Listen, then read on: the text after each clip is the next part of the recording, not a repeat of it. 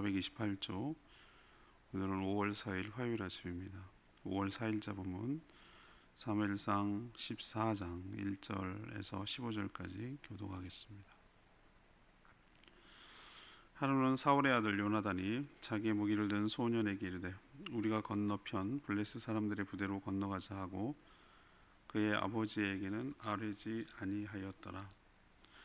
사울이 기브와 변들이 미그론에 있는 석류나무 아래에 머물렀고 함께한 백성은 600명 가량이며 아히야는 에봇을 입고 거기에 있었으니 그는 이가봇의 형제 아히두베의 아들이요 비느하스의 손자요 실로에서 여호와의 제사장이 되었던 엘리의 증손이었더라. 백성은 요나단이 간 줄을 알지 못하니라. 요나단이 블레셋 사람들에게 건너가려 하는 어기 사이 이쪽에는 험한 바위가 있고 저쪽에도 험한 바위가 있는데 하나는 이름은 보세스요 하나의 이름은 세네라. 한 바위는 북쪽에서 믹마스 앞에 일어섰고 하나는 남쪽에서 게바 앞에 일어섰더라. 요나단이 자기의 무기를 든 소년에게 이르되 우리가 이 할례 받지 않은 자들에게로 건너가자. 여호와께서 우리를 위하여 이러실까 하노라. 여호와의 구원은 사람이 많고 적음에 달리지 아니하였느니라. 무기를 든 자가 그에게 이르되 당신의 마음에 있는 대로 다 행하여 앞서 가소서. 내가 당신과 마음을 같이 하여 따르리이다. 요나단이 이르되 보라 우리가 그 사람들에게로 건너갔어. 그들에게 보이니 그들이 만일 우리에게 이르기를 우리가 너희에게로 가기를 기다리라 하면 우리는 우리가 있는 곳에 가만히 서서 그들에게로 올라가지 말 것이요 그들이 만일 말하기를 우리에게로 올라오라 하면 우리가 올라갈 것은 여호와께서 그들을 우리 손에 넘기셨음이니 이것이 우리에게 표징이 되리라 하고 둘이 다 블레셋 사람들에게 보임에 블레셋 사람이 이르되 보라 히브리 사람이 그들이 숨었던 구멍에서 나온다 하고 그 부대 사람들이 요나단과 그의 무기를 든 자에게 이르되 우리에게로 올라오라 너에게 보여줄 것이 있느니라 한지라.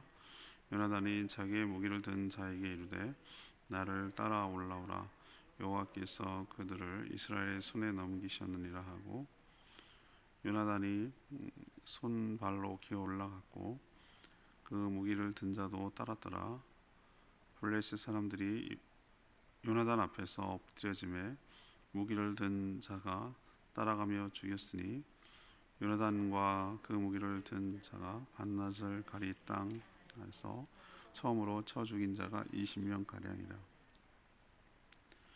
들에 있는 진영과 모든 백성들이 공포에 떨었고 부대와 노략군들도 떨었으며 땅도 진동하였으니 이는 큰 떨림이었더라.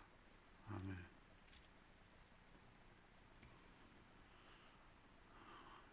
이스라엘은 지금 암담한 상황에 처해 있죠.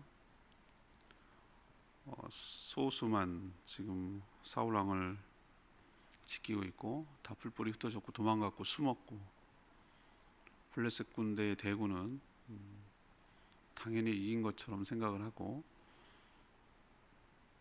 노략군을 세 부대로 편성해서 지금 진격해 오고 있는 그런 상황이었습니다. 이런 상황에서 이제 왕자 요나단 왕자가 무기든 부하 한 명과 함께 적진으로 건너갑니다. 어떻게 보면 무모하죠. 그렇지만 그는 믿음이 있었어요. 하나님께서 우리와 함께 하셔서 일하실 것을 기대하고 믿고 기대하며 나간 것입니다. 그는 하나님 뜻을 이렇게 분별하고 기대를 했어요. 적에게 노출되었을 때 자기가 이제 블레셋 군대에게 보였을 때 자기 보고 오라고 하면 하나님께서 자신들의 손에 붙여준 것으로 알고 이길 것을 믿고 하나님을 믿고 건너가서 싸우자라는 표징으로 삼고 기다려 내가 글로 갈게 라고 하면은 이건 아니라고 판단하기로 그렇게 작심을 한 거죠. 실제로 자기가 노출됐을 때, 바위에는 노출됐을 때 블레셋 군대는 자기들 보고 건너오라고 그랬습니다. 건너오라고 했고, 이것을 사인으로 해서 승리를 확신하고 요나단과 부하는 바위로 올라가서 적군 20명을 쳐 죽였습니다. 마침 그때 지진도 일어나고 이런 일이 파장이 일어나서 블레셋 군사들이 동요하기 시작하는 거예요. 흔들리기 시작하는 거예요. 그래서 오늘 질문은 요나단은 어떻게 돌파하였는가라는 것이 오늘의 질문입니다. 요나단은 어떻게 돌파하였는가? 우리도 어떤 교착 상태에 빠졌을 때 믿음으로 돌파할 필요가 있는데, 요나단의 이 모습을 보면서 교훈을 얻기를 원하는 것이죠. 먼저 1절에서 7절까지 말씀을 근거로 하나님을 믿고 움직일 때 역사가 일어남을 믿었습니다. 하나님을 믿고 움직일 때 역사가 일어남을 믿은 것이죠. 사울이 왕이지만 그가 할 수 있는 것이 아무것도 없었어요. 그리고 또 실제로 아무것도 하지 않았습니다. 오늘 14장 1절 2절에 보면은 어떻게 지금 어떻게 있는 거죠? 사울 왕이 기브아가 그의 고향이기도 하고 머물러 있는 곳인데, 그 변두리 중심부도 잊지 못해요. 변두리 미그론이라는 곳에서 석류나무 아래에 있어요. 석류나무 아래에서 한가롭게 지금 머물고 있을 때가 아닌데 거기에 그렇게 있었어요. 그의 곁에는 누가 있는지가 참 답답할 노릇이에요. 그의 곁에 누가 있죠? 하나님의 책망과 저주를 받고 죽은 엘리 제사장 아시죠? 사무엘상을 시작할 때 엘리 제사장 나오는데 그의 증손자 아히야 제사장이 있었어요. 그 가게들을 이가봇이라고 들었죠. 그 며느리가 죽으면서 아들 이름을 지었는데 하나님의 영광이 이스라엘에게서 떠났다라고 이가봇을 지었어요. 그의 형제의 지금 손자예요. 증손이죠. 엘리의 증손이죠. 그 집이 하나님의 저주를 받았어요. 노인이 없을 것이다. 그런 저주를 받았잖아요. 이 이야기를 왜 자세하게 써놓죠? 희망이 없다. 사무엘이 있어도 지금 이길까 말까 하는 판인데 엘리의 증손이 아이야가 있다? 이 얘기는 희망이 없다. 그 얘기를 지금 하고 싶은 거예요. 이런 암담한 교착 상태에서 누가 움직였습니까? 왕도 가만히 있고 아무도 없는데 요나단 왕자가 움직이기 시작했어요. 무기를 든 부하 한 명과 함께 적진으로 뛰어들 생각을 한 거예요. 어떻게 보면 상당히 무모할 수 있어요. 이게 무모해 보여요. 지금 대군을 거느리고 맞닥뜨려 싸워도 이길까 말까 한 판인데 둘이 가서 뭘 하겠다는 거죠? 아무것도 할 게 없잖아요. 그런데도 그러면 이런 생각이 들어요. 그러면 가만히 앉아서 그러면 죽자는 얘기냐? 지금 노략군은 들어오고 있고 시간만 지나면은 죽을 게 뻔하고, 그러면 앉아서 죽자는 얘기냐? 이것도 아니잖아요. 왕도 역할을 못하고 사무엘도 없고. 근데 그 요나단의 말이 저는 굉장히 오늘 은혜가 돼요. 이게 주일 설교가 될지 모르겠어요. 오늘 너무 귀한 말씀이라고 생각이 잘 드는데, 믿음으로 움직일 때 하나님께서 일할 것을 기대한 줄로 압니다. 이게 저는 굉장히 중요한 우리들에게 도전을 주는 말이라고 생각해요. 우리는요, 저는 그래요. 성격상 굉장히 더 확실하고 분명하고 예측 가능하고 이렇게 해야 움직이는 스타일이라면, 그래서 아무 일도 안 일어날 수도 있다는 생각이 드는 거예요. 자, 이렇게 앉아 주거나 나가서 싸워 주거나 죽는 건 마찬가지다. 그러나 우리가 믿음을 가지고 하나님 앞에서 가지고 움직여 나갈 때 하나님께서 우리에게 역사하시고 할 거다. 그러나 아무런 액션이 없으면, 아무런 그 없이 없으면은 그냥 아무 변화가 없는 거예요. 그냥 앉아 죽는 거예요. 오늘 6절이 요나단의 그 고백이 참 믿음의 고백이라고 생각해요. 이게 승리를 가져온 저는 원동력이라고 생각하는데, 6절에 뭐라고 합니까? 요나단이 여호와께서 우리를 위하여 일하실까? 왜? 저 할례 받지 못한 이방인들을 싸울 때 하나님께서 우리와 함께 하시고, 그 뒤에 말이 중요해요. 여호와의 구원은 사람이 많고 적음에 달리지 아니하였느니라. 이게 믿음의 고백이잖아요. 우리 눈으로 보면 이건 게임이 안 되고 싸움이 안 되는 일이지만, 여호와께서 개입하시면, 하나님이 계시면 사람이 많고 적음에 따라 움직이는 분이 아니다. 그분은 이런 믿음이 있었기 때문에 2명, 딸랑 2명, 자기랑 부하 1명만 가지고 가지만 하나님께서 놀라운 역사를 일으킬 것을 기대하고 나가는 거죠. 뭐 하나 보장된 게 있습니까? 믿음은 그런 겁니다. 하나님을 신뢰하고 안개 같은 곳으로 뛰어드는 것이에요. 한 발 한 발 믿음으로 내딛는 것이에요. 아무것도 하지 않으면 아무것도 안 일어납니다. 그건 믿음이 있는 게 아닙니다. 그러나 하나님을 신뢰함으로 하나님을 의지하고 한 발짝 내딛으면 하나님께서 그 다음을 보여주시고 그 다음을 또 보여주시고, 그 믿음의 행보로 나갈 때 큰 승리가 있게 될 줄로 믿습니다.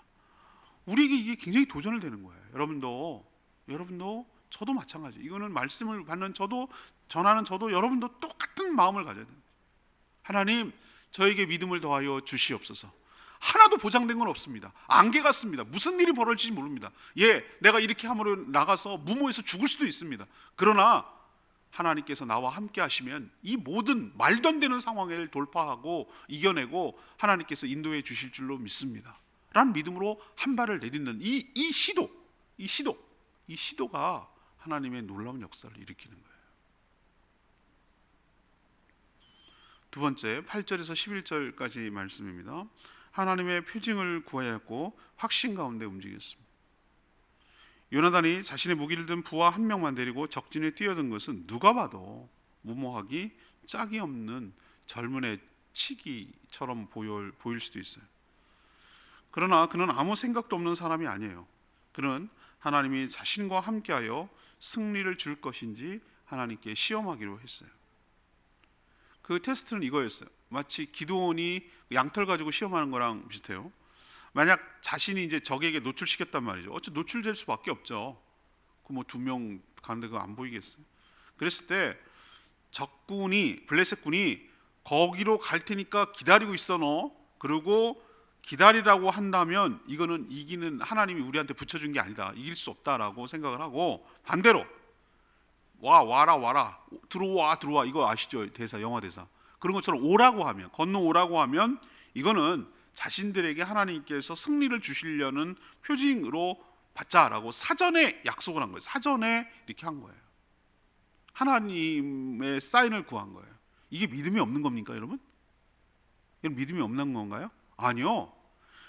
자, 이런 믿음이 없이 그냥 표징만 구하면 믿을게요, 보여주세요 라는 게 믿음이 없는 거예요.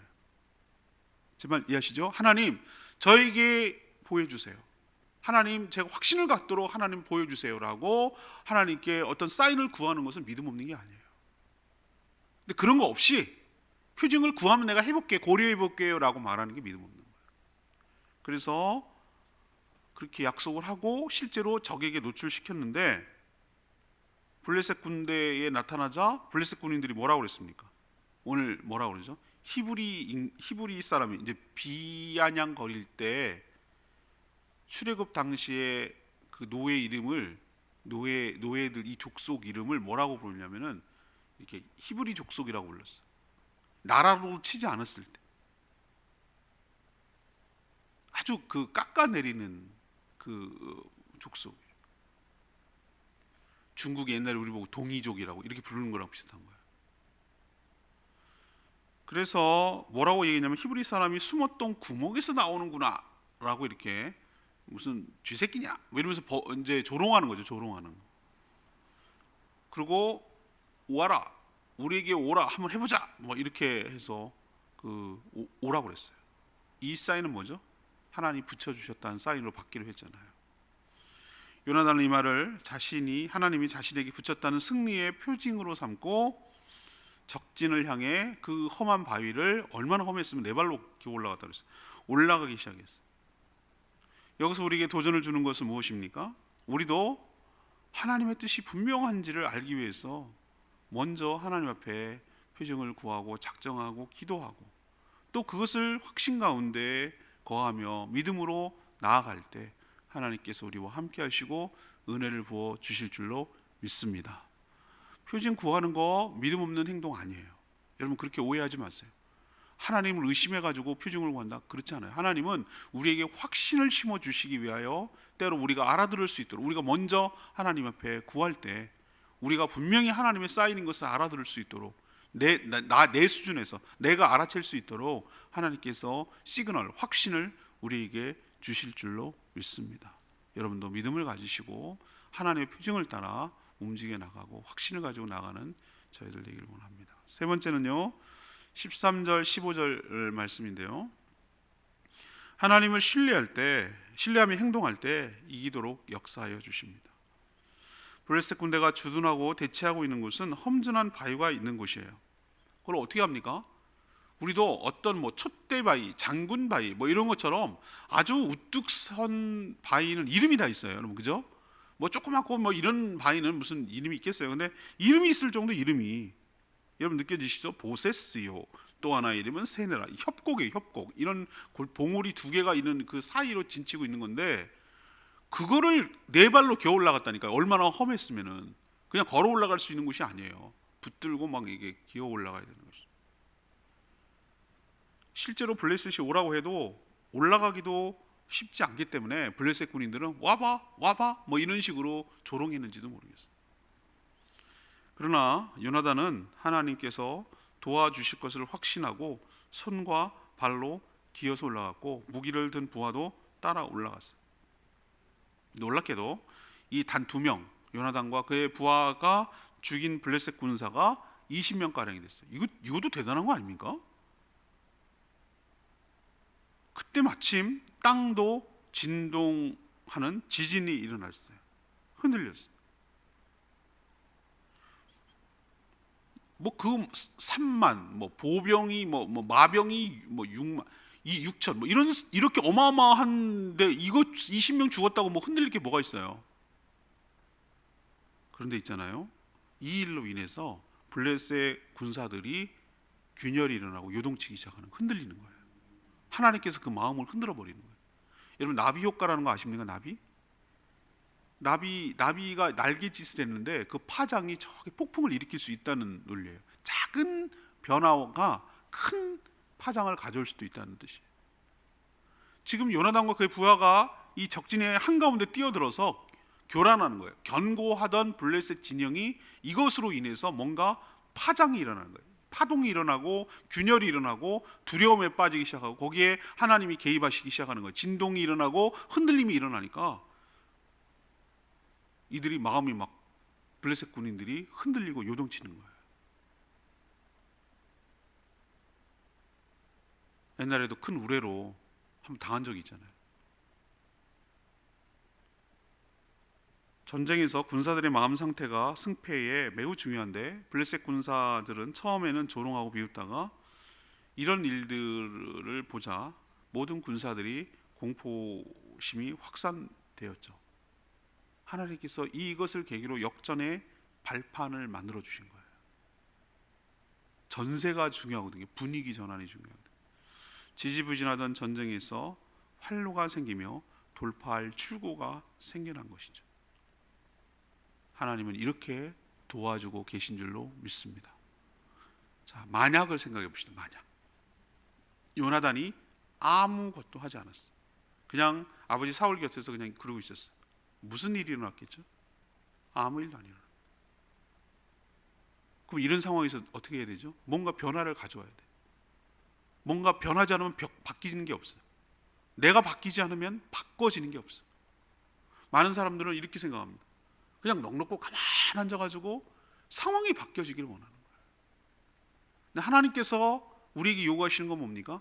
내가 작은 변화를 갖고 와야 된다는 거예요. 내가 바뀌어야 된다는 거예요.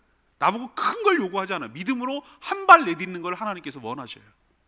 그럼 그 다음을 하나님께서 인도하시고 그 다음을 하나님께서 역사하셔서 분위기가 전환되게 하고 반전이 일어나게 하고 이 정말 두렵고 엄청난 공포 가운데 있던, 고립되어 있던 이 상황을 돌파하고 승리할 수 있도록 발판이 마련되고 전화위복이 되고 역전되는 역사가 일어나게 될 줄로 믿습니다.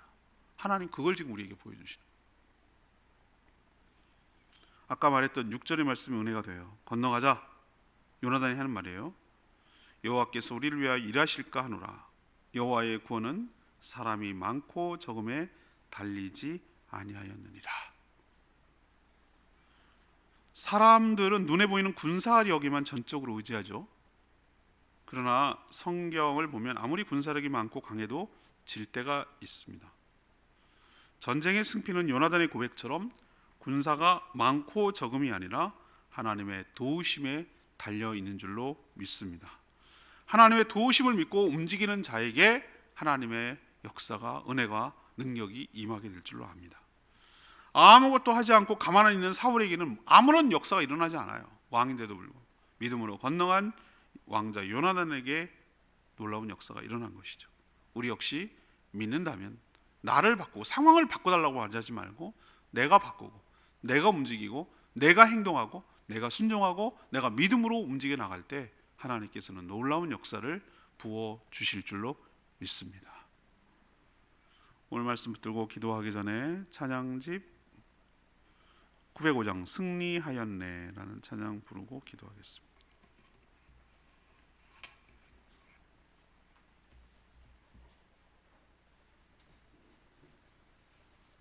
찬양집 905장 승리하였네. 어린 양의 보혈로 우린 보혈의 능력으로 서리라.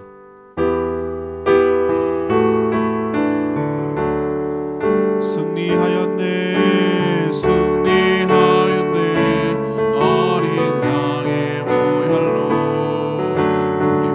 보혈의 능력으로 서리라.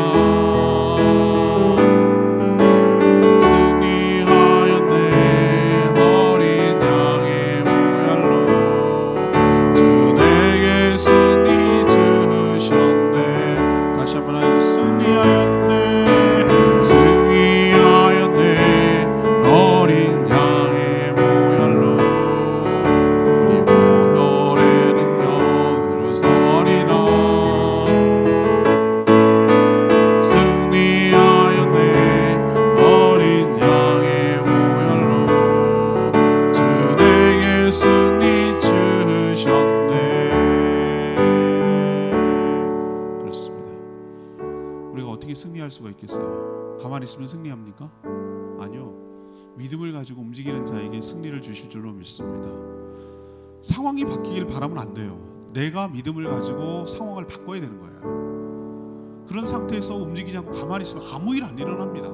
우리 삶에도 마찬가지예요. 하나님, 이 답답한 상황, 적으로 둘러싸이고 시간이 지나면 적들에게 다 빼앗길 상황, 이 상황 속에서 넉넉히 있는 것이 아니라 하나님 믿음으로 한 발짝 움직이게 하시고 요나단처럼 믿음 있는 행동으로 움직여 나갈 수 있게 하여 주시고 하나님의 표정을 가지고 확신을 가지고 믿음으로 돌파해 나갈 수 있도록 은혜 베풀어 달라고 주여 외치며 기도합니다. 주여 하나님 승리하였네 어린 양의 보혈로 우리 보혈의 능력으로 서리라.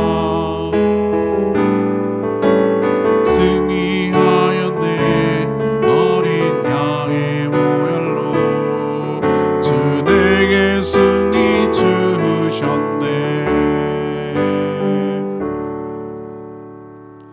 하나님, 저희도 요나단의 믿음과 용기를 본받게 하여 주시옵소서. 하나님의 도우심을 기대하며 움직일 때 그 다음을 보여주실 줄 믿습니다.